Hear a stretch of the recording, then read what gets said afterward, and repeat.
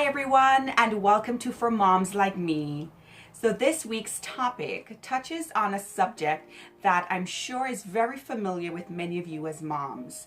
For me personally, with our first daughter, I never had the need for using antibiotics with her, but for some reason, our second daughter was recently diagnosed with an ear infection. And what this video really touches on is my personal experience with her and some of the dangers and side effects that comes along with antibiotics and some of the symptoms that you need to look out for if your child may be either allergic or just having a serious reaction. Started to the drug. At my daughter's 9-month checkup. The good thing is she was actually almost 10 months, so we were a little late with her 9-month checkup, but we figured that was okay. I was a little concerned a few days prior to her appointment about her being a little extra fussy. So we kind of chalked it up to possibly teething. So I didn't feel too worried about it because we had an appointment scheduled, and I figured I'd just, let the doctor know some of the symptoms that I saw happening with her, which really only was minimal, fussiness and a little bit of irritability. So upon arriving at our 9-month checkup with our daughter, we were told that she definitely had an ear infection. First, they recognized that there were elevated white blood cells. For those of you who don't know, elevated white blood cells is an indication of your body fighting an infection. Once they did the actual physical examination of her ear, they did actually find an infection. Usually with ear infections, doctors, pediatricians tend to prescribe antibiotics, and particularly Amoxicillin, which is what my daughter was given. Okay, so a couple days into treatment, we were told to come back for a follow-up, and we did. Once we returned, we were told there was no signs of the infection in the ear physically, so things seem to be progressing as they should once you're given antibiotics for a bacterial infection or viral infection. And things seem to have been going well. However, she immediately that night suffered with an extremely high temperature. Actually, it was about 105, and we were very disturbed, very worried. That in itself is a long story. Either way, we were able to control the fever and lower the fever without actually having to go to the ER. But once that occurred, a couple days later, she then had a full body rash. All over her entire body. Once we returned to the pediatrician, that in itself was diagnosed as a separate condition that happened.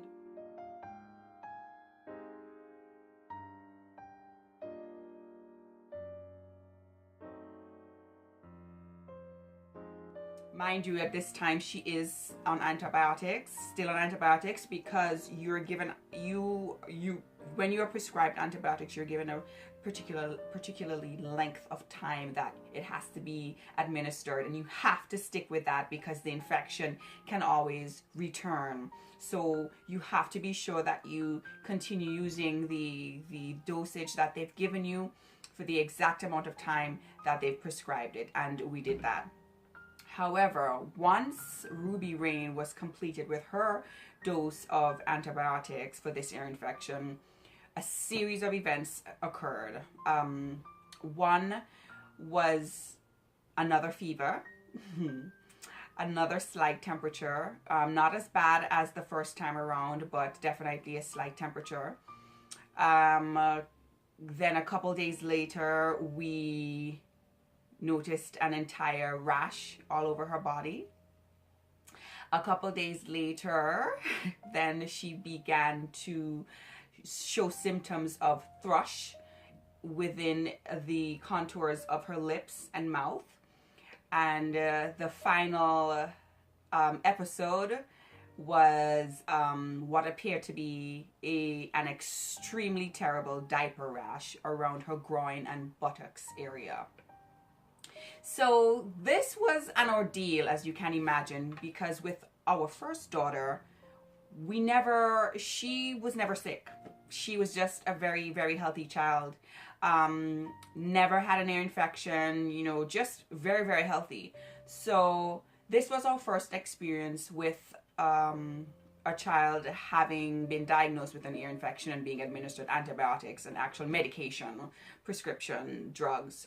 And, you know, I will admit I was a bit concerned, but I knew it had to be done for the health and welfare of my daughter, so we did it. However, when you, and these are things that I was not aware of, but imagine your babies just as you would yourselves. So if you as an adult were to be given antibiotics, we too experience symptoms. Some of that includes yeast. And if you do not know, or if you're not aware, thrush is yeast, and yeast thrives in dark, moist places. So they tend to, the thing about yeast and antibiotics is that although antibiotics serves a very good purpose, it also has its bad side. And while it is flushing the body of all the bad bacteria, it's also getting rid of the good bacteria, which the body needs to control things like yeast, which is naturally found in the body, I believe. So once the antibiotics have pretty much washed the body or killed all the good and bad bacteria, you are more likely and more prone to have yeast to build up. And that is actually what happened. What saddens me is the fact that, you know, my pediatricians didn't necessarily tell me that this is something that I needed to look out for. So as a parent, you have to be extremely proactive. I was able to, once I saw the thrush happening, my first instincts was, were we not washing her bottles properly? Where would she have gotten this bacterial infection from? I figured it was something on my part. However, God bless Google. Once I Googled the symptoms, one of the first things that came up in babycenter.com, I believe, was thrush being as a side effect of antibiotics. And I immediately knew that that was the situation. So coming from an Antigua and Caribbean background, I did not call our pediatrician. I rather decided to more or less cure the thrush on my own. Back home, an old remedy, and it's a natural remedy, and it's very hard to find. We use something called glycerin oil. It's like a vegetable oil. It's a very thick, sweet, clear liquid. And basically what you do is you clean the child's mouth with like a wet rag and some of the glycerin and rub it all over the gums, inside the mouth, until the thrush goes away. And that's basically what I did, and it worked.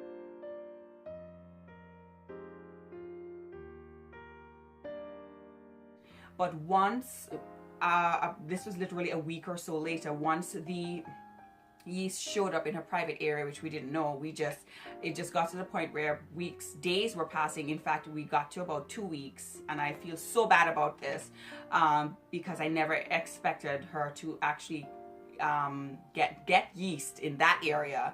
I began to really get concerned when I saw all our efforts to get rid of this diaper rash really didn't help.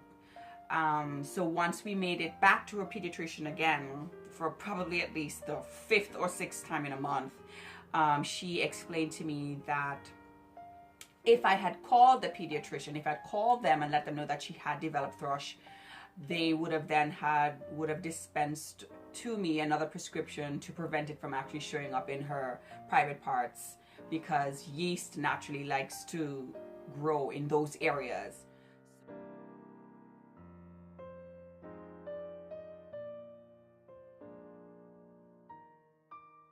So, you know, 2 things I learned from that is definitely do your own research, be proactive, and no matter how small the situation may be, you definitely want to call your pediatrician so that they're aware of all the symptoms or aware of at least all your concerns. That way you have all your bases covered.